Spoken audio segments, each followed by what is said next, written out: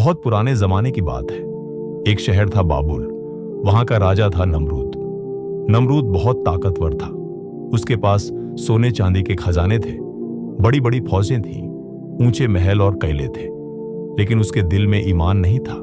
वह लोगों से कहता, मैं ही तुम्हारा खुदा हूं, मैं जिंदगी देता हूं और मौत देता हूं। लोग डर कर उसके सामने झुकते थे, लेकिन हकीकत यह थी कि वह भी एक कमजोर इंसान था। एक दिन ज्योतिषियों ने नमरूद से कहा, ए बादशाह, इस साल एक बच्चा पैदा होगा जो तेरे राज को तोड़ देगा और तेरे झूठे खुदा बनने के दावे को खत्म कर देगा। यह सुनकर नमरूद बहुत घबरा गया। उसने हुक्म दिया, इस साल जितने भी बच्चे पैदा हों सबको कत्ल कर दो। लेकिन अल्लाह की कुदरत देखिए, उसी साल हजरत इब्राहिम पैदा हुए। उनकी मां ने उन्हें एक गुफा में छुपा दिया और वहीं उनकी परवरिश हुई। इब्राहिम बचपन से ही सोचने समझने वाले थे। वो आसमान को देखते, सितारों को देखते, चांद और सूरज को देखते और कहते, ये सब तो गायब हो जाते हैं, मेरा रब तो वो है जो कभी गायब नहीं होता। आखिरकार अल्लाह ने उनके दिल को हक और ईमान से रोशन कर दिया। इब्राहिम ने अपने वालिद आजर से कहा, अब्बा जान, आप इन पत्थरों को क्यों पूजते हैं जो कुछ भी नहीं कर सकते? कौम के लोगों से कहा, ये बुत न खाना दे सकते हैं, न बारिश ला सकते हैं, न बीमारी दूर कर सकते हैं, फिर क्यों इनके आगे झुकते हो? लोग मजाक उड़ाते और कहते, ये लड़का अजीब बातें करता है।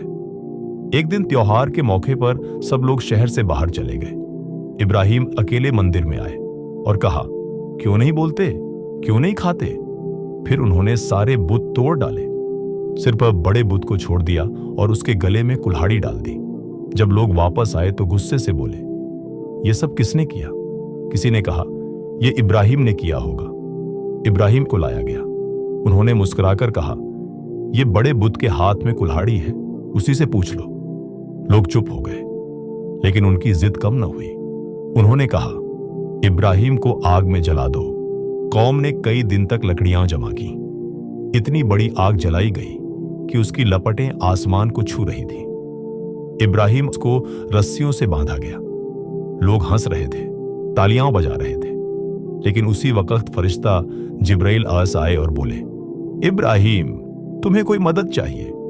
इब्राहिम ने कहा, मुझे मदद सिर्फ अपने रब से चाहिए। और जब उन्हें आग में फेंका गया तो अल्लाह ने हुक्म दिया, ए आग, ठंडी हो जा और इब्राहिम पर सलामती बन जा।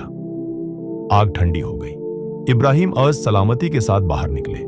लोग हैरान रह गए। नमरूद ने इब्राहिम को दरबार में बुलाया। उसने घमंड से कहा, तुम कहते हो कि तुम्हारा रब है, मैं भी रब हूं, मैं जिंदगी देता हूं और मौत देता हूं। उसने 2 कैदी बुलाए, एक को मारने का हुक्म दिया और दूसरे को छोड़ दिया। फिर बोला, देखा, मैंने एक को मौत दी और एक को जिंदगी। इब्राहिम मुस्कुराए और बोले, मेरा रब सूरज को पूरब से निकालता है, अगर तू खुदा है तो सूरज को पश्चिम से निकाल कर दिखा। नमरूद के पास कोई जवाब नहीं था। वह गुस्से और शर्म से भर गया। नमरूद अपने घमंड में और बढ़ता गया। लेकिन अल्लाह की पकड़ बड़ी सख्त है। एक छोटा सा मच्छर, जी हां, सिर्फ एक मच्छर उसके दिमाग में घुस गया। वह तड़पने लगा। कभी अपने सर पर मुक्के मारता, कभी अपने सिपाहियों से कहता, मेरे सर पर जूते मारो। सालों तक वह इसी दर्द में रहा। आखिरकार जलील और बेजान होकर मर गया।